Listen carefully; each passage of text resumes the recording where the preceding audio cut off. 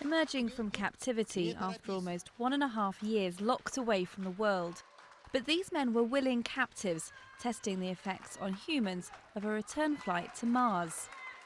The crew of 1 Chinese, 1 Italian, 1 Frenchman and 3 Russians had been locked up inside this capsule since June last year. Since then, they'd stayed firmly rooted to Earth in a car park outside a Russian space centre. The aim of the experiment was to see how they'd cope with such a long period of confinement. So one of our worries was actually that this group would grow bored with their company, so that there would be more friction and conflicts than we actually saw.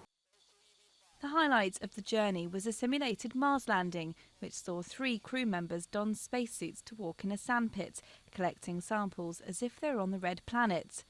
But there were also moments of tedium and stress. Today we're out of lights.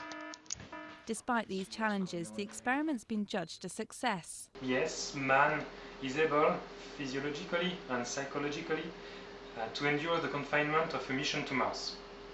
So, let's go there. Mars holds a long-standing fascination for humans, with recent images suggesting signs of water, fueling hopes it could sustain life. But despite this interest and the Mars 500 experiment, a real trip to the Red Planet is still a long way off. People have been talking about going to Mars for decades, going right back to the Apollo moon landings and even before that.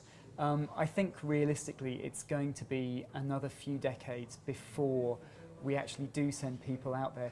The experiment's been so realistic that these volunteers feel they've already been to Mars. They'll face a week of medical and psychological tests before being allowed home. The challenge now is to turn their dream of space travel into a reality.